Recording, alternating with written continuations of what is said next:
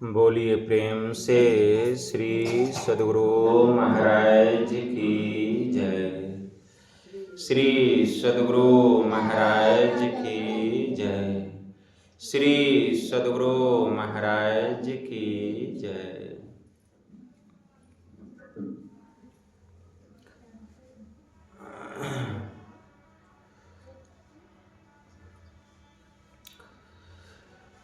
अखण्डमण्डलाकारं व्याप्तं येन चराचरं तत्पदं दर्शितं येन तस्मै श्री गुरुवे नमः। गुरुविनु ज्ञान न उपजे, गुरु बिनु मिले न भेयो, गुरु बिनु संशय ना मिटे। जय जय जय गुरुदेव, जय जय जय गुरुदेव।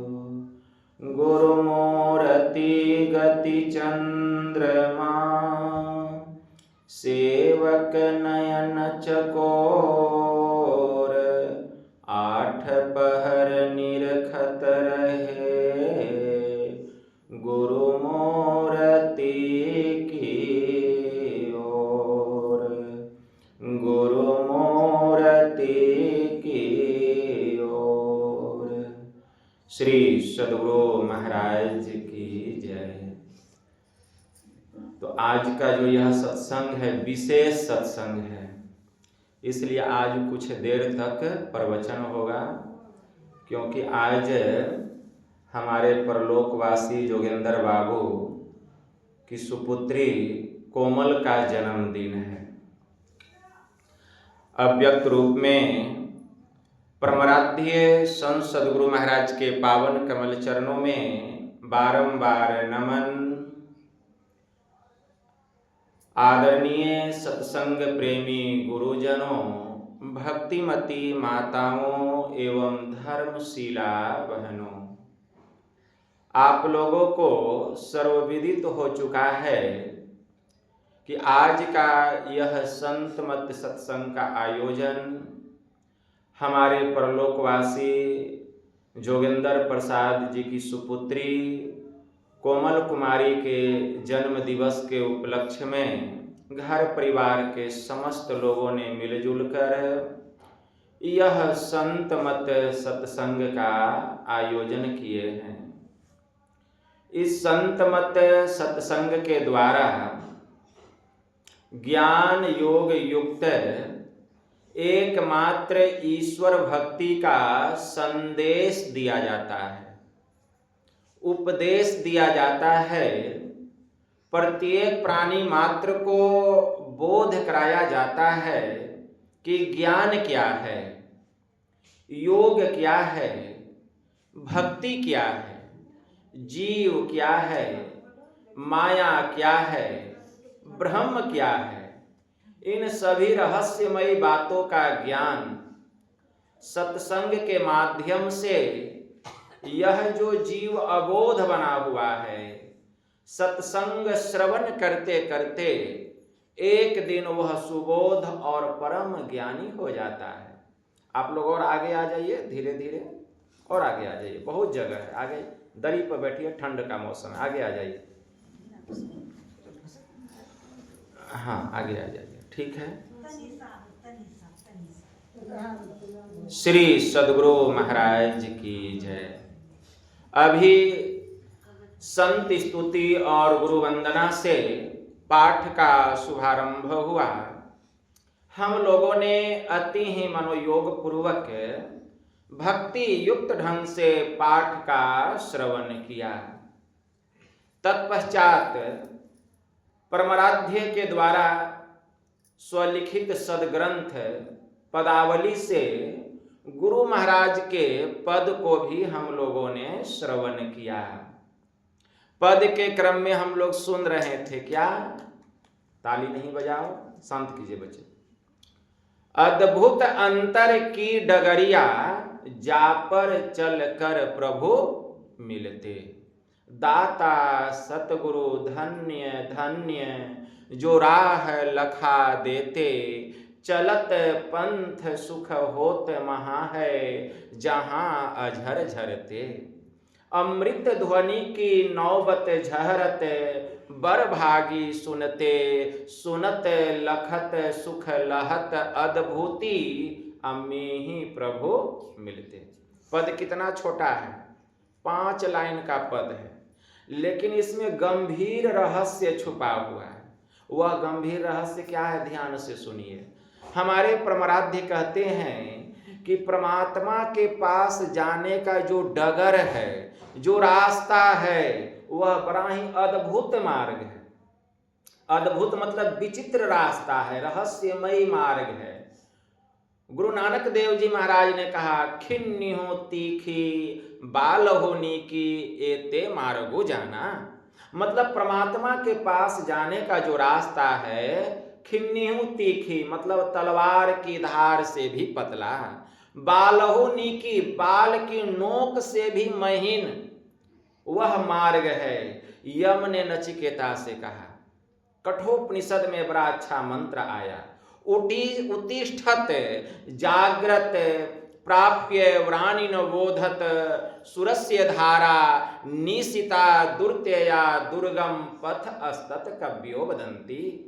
कि हे नचिकेता, उठो जागो और श्रेष्ठ महापुरुषों के पास जाकर परमात्मा के पास जो जाने का मार्ग है, वह जो विचित्र रास्ता है, वह जो रहस्यमयी मार्ग है, उस मार्ग को जानो। कहाँ जाकर? जो तत्व ज्ञानी महापुरुष है उनके शरण में जाओ। वे महापुरुष बतलाते हैं कि वह रास्ता कैसा है। तो कठोपनिषद में मंत्र आया, क्या मंत्र आया? उत्तिष्ठत जागृत प्राप्य व्राणिन बोधत, सुरस्य धारा मतलब छुरे की धार से भी पतला। अब गुरु नानक देव जी महाराज ने क्या कहा? तलवार की धार से भी पतला। तो तलवार की धार से पतला कहिए या छुरे के धार से पतला कहिए। सुरस्य धारा निशिता मतलब बाल की नोक से भी महीन, दुर्त्यया बड़ा ही दुर्गम, बड़ा ही संकीर्ण मार्ग है, बड़ा ही संकीर्ण, बड़ा ही सकेत मार्ग है। संत क्राइस्ट ने इसी को कहा, सकेत फाटक में प्रवेश करो, क्योंकि चौड़ा है वह मार्ग, अरे चाकर है वह फाटक, जिसमें बहुत लोग प्रवेश करते हैं और अपने जीवन को बर्बाद कर देते हैं। और संकीर्ण है वह मार्ग, सकेत है वह फाटक, जिसमें बहुत कम लोग प्रवेश करते हैं और अपने जीवन को आबाद करते हैं। मतलब क्या समझे? नहीं समझे। संत क्राइस्ट ने कहा, अरे सकेत है वह फाटक, सांकरा है वह मार्ग, जिसमें बहुत कम लोग प्रवेश करते हैं और अपने जीवन को आबाद करते हैं। और चौड़ा है वह मार्ग, चाकर है वह फाटक, जिसमें बहुत लोग प्रवेश करते हैं और अपने जीवन को बर्बाद करते हैं। तो चौड़ा मार्ग क्या है? देखिए, आंख का रास्ता ये चौड़ा है, कान का रास्ता, नासिका का रास्ता, मुंह का रास्ता, मल मूत्र विसर्जन करने का रास्ता, इसी में सब लोग फंसे हुए हैं। दुनिया के जितने लोग हैं सब इसी में डूबे हुए हैं और कहते हैं बड़ा सुख है, बड़ा सुख है। कोई कहते हैं आंख में बड़ा सुख है, कोई कहते हैं कान में बड़ा सुख है, कोई कहते हैं नाक में बड़ा सुख है, कोई कहते हैं मुंह में बड़ा सुख है, और उसके बाद तो बाकी की बातें ही क्या। तो कहते हैं बड़ा सुख है, और उसी में सब लोग घुसे हुए हैं और घुस करके अपने जीवन को बर्बाद कर रहे हैं, बर्बाद कर रहे हैं। उसी में सब लोग फंसे हुए हैं। एक बड़े उच्च कोटि के महापुरुष हो गए संत सुंदरदास जी महाराज। उन्होंने अपनी सुंदर वाणी में बड़ा अच्छा कहा। क्या कहते हैं वे? संत सुंदर दास जी महाराज कहते हैं, जिस देह माही तू अनेक सुख मानी रहियो, ताही तू विचार कर या में कौन बात भली है। मेद मज्जा मांस रग रग में रक्त भरियो, अब पेट हूं पिटारी सी में ठौर ठौर मली है। हारन हूं सो बनियो मुख, हारन के नैन नाक, हाथ पांव सो सब हारन की नली है। सुंदर देखी यही जनी भूले कोई, अरे भीतर तो भंगार भरी ऊपर तो कली है। जिस देह माही तू अनेक सुख मानी रहियो, ताही तू विचार कर या में कौन बात भली है। संत सुंदर दास जी महाराज कहते, जिस शरीर में हम कहते हैं बड़ा सुख है, बड़ा सुख है, बड़ा सुख है, कलाकार से कहते जरा हमको भी बताओ कि शरीर के भीतर में कौन सा सुख का खजाना है। कहते हो बड़ा सुख है, बड़ा सुख है, इस शरीर में बड़ा सुख है। कहते हैं उस कलाकार से हमको भी बताओ। तो कलाकार कहते हैं, महात्मा जी देखते नहीं हैं आंख कितनी खूबसूरत है, कान कितनी खूबसूरत है, नाक कितना खूबसूरत है, यह शरीर कितना खूबसूरत है, कितना सुख है। तो संत सुंदरदास जी महाराज कहते हैं, ऐ कलाकार, तू कहता है कि आंख बड़ा खूबसूरत है, आंख में बड़ा सुख है, जरा हमको भी बताओ कि इस आंख में कौन सा सुख है, इस आंख में कौन सा सुख है। अरे आंख से क्या निकलता है, आंख से निकलता है कींची, आंख से निकलता है आंसू, कहते हो बड़ा सुख है। कलाकार का होश उड़ गया, कभी संत का दर्शन हुआ नहीं था, संत का पल्ला पड़े तब तो पल्ला पड़ा विषय भोगी का, तो वही ना जानेगा। तू कहता है कान में बड़ा सुख है, जरा बताओ तो कान में क्या सुख है। अरे कान से क्या निकलता, कितना भी सुंदर कान हो, कान के भीतर में क्या रहता है, रसमलाई रहता है, गुज्जू रहता है, कान से क्या निकलता है, गुज्जू। तू कहता नाक में बड़ा सुख है, अरे नाक से क्या निकलता है, नाला है, नेटा का नाला है, उससे नेटा निकलता है, कहता बड़ा सुख है। कलाकार का होश उड़ गया। तू कहता मुंह में बड़ा सुख है, अरे मुंह से क्या निकलता है, थूक खखार, और उसके बाद मल मूत्र विसर्जन करने का दो द्वार, कहता उसमें भी बड़ा सुख है, पेशाब पखाना। कलाकार का होश उड़ गया, मन में वैराग्य हो गया, सुंदरदास के चरणों में गिर गया, कहा बाबा आप बिल्कुल ठीक कहते हैं, आज तक हमको संत का दर्शन हुआ नहीं, मैं इस ज्ञान को जाना नहीं, आज मुझे वास्तविक ज्ञान हुआ। तो बाबा बताइए सुख कहाँ है। तो बाबा ने कहा रे परमात्मा के पास जाने का जो द्वार है वह बड़ा संकीर्ण मार्ग है, बड़ा सांकरा मार्ग है, बड़ा सकेत मार्ग है। उस मार्ग में घुसो तब पता चलेगा कि सुख किसको कहते हैं। अरे तू तो दुख में पड़ा हुआ है, और दुख में पड़ के कहता है कि इसी में सुख है। परमात्मा के पास जाने का संकीर्ण मार्ग, संत क्राइस्ट ने कहा शरीर का दीपक आंख है, शरीर का दीपक आंख है, अगर तेरी आंखें एक हो जाए तो तेरा समूचा शरीर उजियारा होगा, और यदि तेरी आंखें बुरी हो तो तेरे संपूर्ण शरीर में अंधकार का राज्य कायम रहेगा।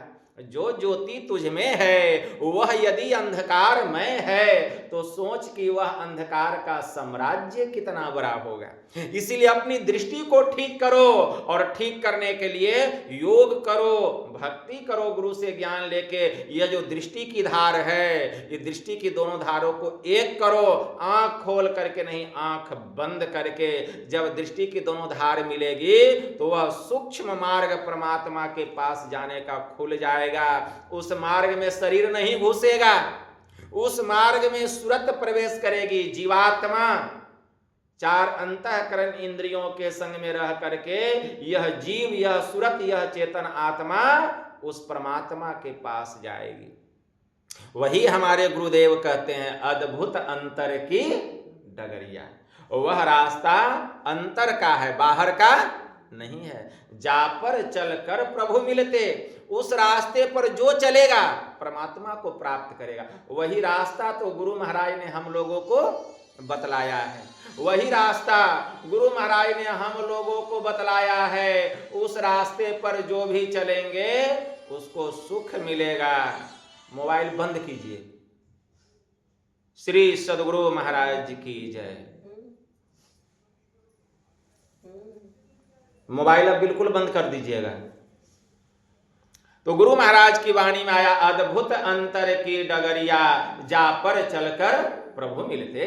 तो परमात्मा के पास जाने का वह जो रास्ता है, वह रास्ता बाहर का नहीं, वह रास्ता हम सबके भीतर का है। जिस रास्ते पर हम चलेंगे तो परमात्मा का दर्शन होगा। चलत पंथ सुख होत महा है, जहां अझर झरते। जो कोई उस रास्ते में प्रवेश करेगा तो वहां अमृत की वर्षा हो रही है। क्या की वर्षा हो रही है? अमृत की वर्षा। चलत पंथ सुख होत महा है, जहां अझर झरते अमृत ध्वनि की नौबत झारत। उस रास्ते में प्रवेश करके यह जीवात्मा, यह सूरत अंधकार से प्रकाश मंडल में जाएगी। और वहां अमृत क्या हो रहा है? प्रकाश और शब्द। वहां प्रकाश और शब्द रूपी अमृत की वर्षा हो रही है।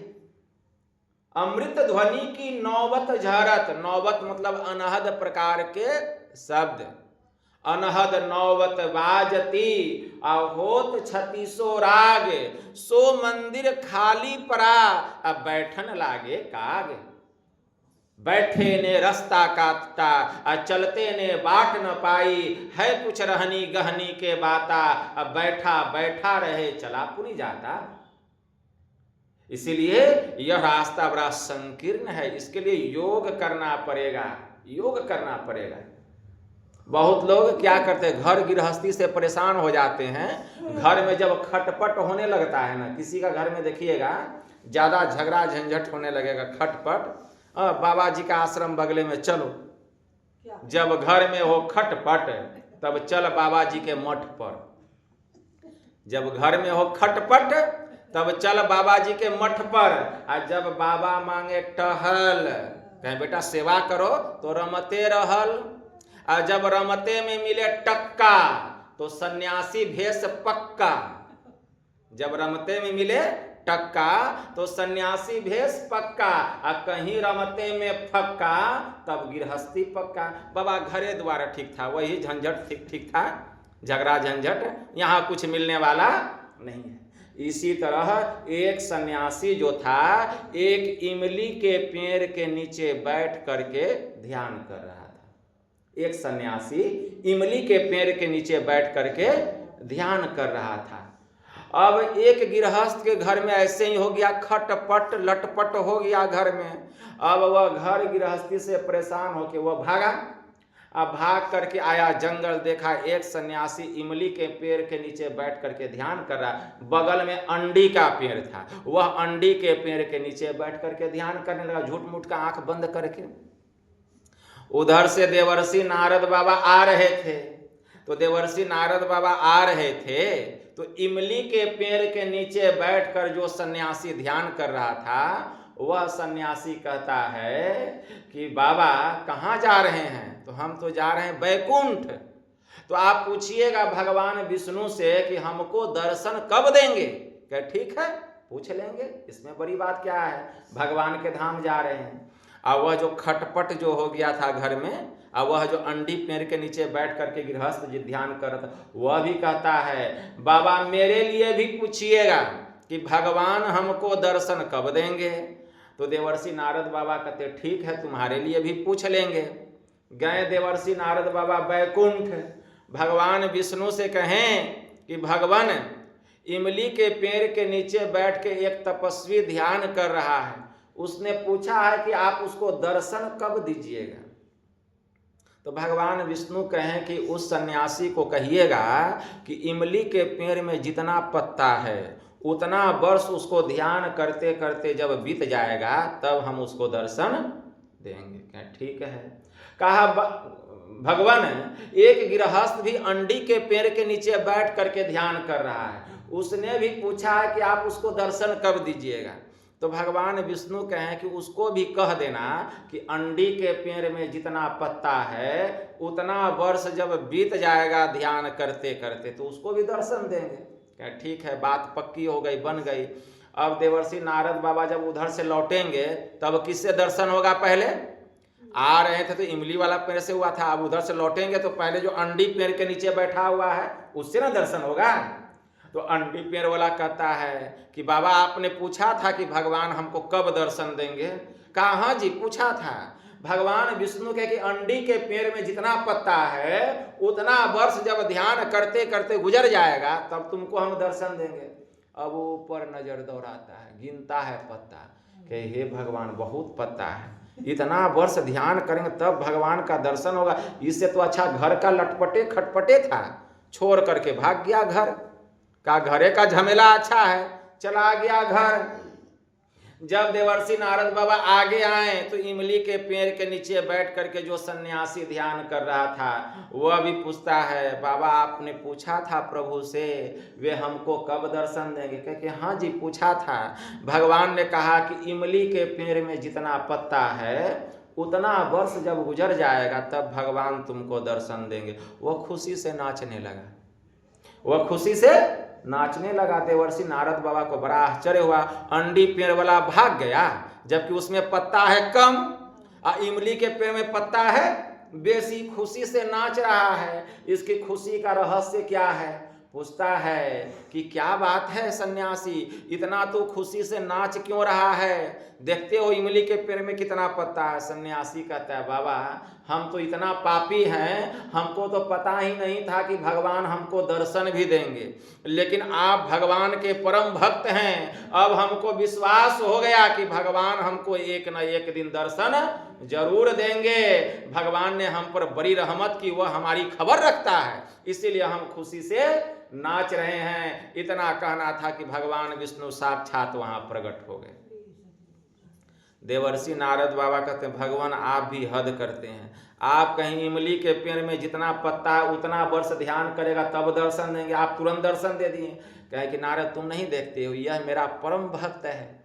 कितना खुश हो गया, कितना खुशी, इतना खुशी से विभोर होने लगा कि इसकी सूरत मुझ में लग गई। अब मुझे इतना वर्ष इंतजार नहीं किया गया, तत्क्षण हम इसको दर्शन दे दिए। मतलब साहब मिले सबूरी में। उसी प्रकार जो ध्यान करते हैं मनोयोग पूर्वक, ध्यान करते करते पता नहीं कब ईश्वर की कृपा होगी, कब गुरु की कृपा होगी और 100 जन्मों का काम इसी जन्म में बन जाए।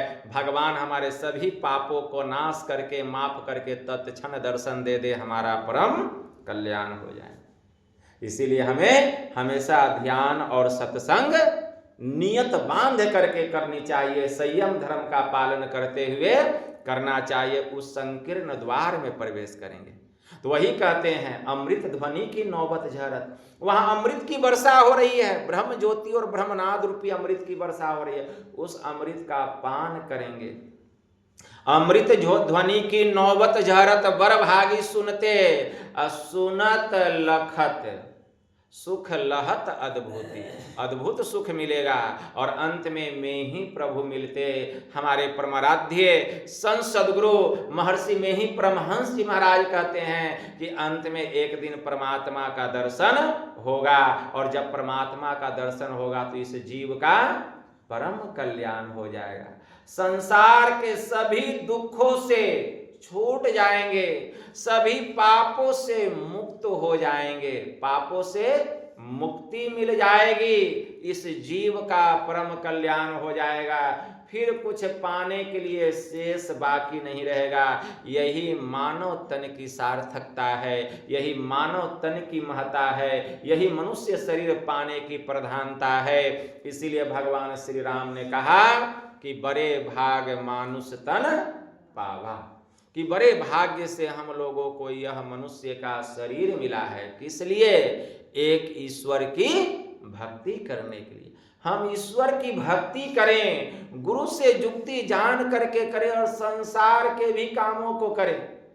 हमारे गुरु महाराज यह नहीं कहते कि संसार का काम छोड़ दीजिए, लेकिन अपने मन को राम में और तन को काम में लगा करके रखिए। देह धरी कर यही फल भाई, अब भजिए राम सब काम बिहाई। सभी प्रकार की कामनाओं से हमें अपने मन को लगा करके एक निष्ठ हो करके एक ईश्वर की भक्ति करनी चाहिए। जो एक पर निष्ठ होता है उसके जीवन में कभी अनिष्ट नहीं होता है। जो एक पर आस्था रखता है उसकी सारी व्यवस्था गुरु महाराज करते हैं। लेकिन एक पर निष्ठ रहेंगे तब ना, विश्वास नहीं है। विश्वास फलदायक होता है। उपनिषद में बड़ा सुंदर मंत्र आया है, असंशयवताम मुक्ति संशयाविष्ट चेतसाम न मुक्तिर जन्म जन्मांतो तस्माद् विश्वासमाप्नुयात्। अर्थात असंशय वाले को ही मुक्ति मिलती है। संशय वाले को कई जन्मों में भी मुक्ति की प्राप्ति नहीं होती। उपनिषद कहता है असंशय मतलब जिसको विश्वास है, और जो संशय करता है, जो संदेह करता है, जिसके हृदय में विश्वास नहीं है, वह कितना भी भक्ति कर ले उसको मुक्ति की प्राप्ति नहीं मिलती है। इसलिए असंशयवता मुक्ति संशयाविष्ट चेतसाम न मुक्तिर जन्म जन्मांतो तस्माद् विश्वासमाप्नुयात्। अर्थात असंशय प्राप्त करना चाहिए। असंशय वाले को ही मुक्ति मिलती है। संशय वाले को कई जन्मों में भी मुक्ति की प्राप्ति नहीं होती। मतलब विश्वास प्राप्त करना चाहिए। विश्वास क्या? विश्वास का मतलब विश्वास क्या? एकमेवाद्वितीयम, यही विश्वास। एकमेवाद्वितीयम यद गुरुर्वाक्य निश्चितम एतदेकांतमिति युक्तम न मठो न वनांतरम। विश्वास यही कि वह परमात्मा एक है, वह अद्वितीय है, उसके जैसा कोई दूसरा नहीं है। ऐसा गुरु के महावाक्य पर जिसको विश्वास हो गया तो एतदेकांतमिति युक्तम, उसे एक पवित्र स्थान पर उस प्रभु को पाने के लिए अपने भीतर में ध्यान लगाना चाहिए। न मठो न वनांतरम, उसे मठ में और वन में जाने की क्या आवश्यकता? कोई आवश्यकता नहीं। एक जगह आसन लगा करके उस प्रभु को पाने के लिए जो गुरु महाराज युक्ति बतलाए हैं, मनोयोग पूर्वक जप ध्यान करना चाहिए। तब देखिए मुक्ति नहीं मिलेगी। उपनिषद में मंत्र आया है, श्री जबाल दर्शनोपनिषद में। हम कैसे ध्यान लगाएंगे? तो मंत्र आया है पर्वत अग्रे, मंत्र आया है पर्वत अग्रे नदी तीरे बिल्व मूले बने अथवा मनोरमे शुचो देशे मठम कृत्वा समाहित आरभ्य चासनम पाश्चात प्रांग मुखो डंग मुखो अपीवा समग्रीव शिरः कायः संप्रीतास्य सुनिश्चिलः नासाग्रे सस्मृति बंबे बिंदु मध्य तुर्यकम स्रवंतम मृतम पश्ये नेत्राभयाम सुस्माहित। मतलब मंत्र क्या आया? पर्वत के आगे, मतलब पर्वत के आगे बैठ करके ध्यान करना चाहिए। नदी के किनारे, नदी के किनारे बैठ के ध्यान करना चाहिए। बिल्व मूले, बेल पेड़ के नीचे, जड़ के पास। देखते हैं तपस्वी लोग, कोई बरगद का पेड़ हो, कोई पीपल का पेड़ हो, कोई बेल का पेड़ हो, कोई आम का पेड़ हो, वहां बैठ करके ध्यान करते हैं। बिल्व मूले बने अथवा किसी जंगल में। मनोरमे शुचो देशे मठम कृत्वा समाहित, सुंदर और मनोहर स्थान में, शांत स्थान में, जहां कोलाहल नहीं हो, जहां हलचल नहीं हो, जहां चहल पहल नहीं हो। मनोरमे शुचो देशे मठम कृत्वा समाहित। फिर वहां आरभ्य चासनम, आसन आरंभ करना चाहिए। पाश्चात प्रांग, कैसे? मुखोटंग मुखो अपीवा, मतलब पूरब की ओर मुंह करके या उत्तर की ओर मुंह करके अभ्यास करने के लिए बैठना चाहिए। जब हम ध्यानाभ्यास करने के लिए बैठें तो हमारा मुंह पूरब दिशा की ओर हो या हमारा मुंह उत्तर दिशा की ओर होना चाहिए। आरभ्य चासनम पाश्चात प्रांग मुखो डंग मुखो अपीवा।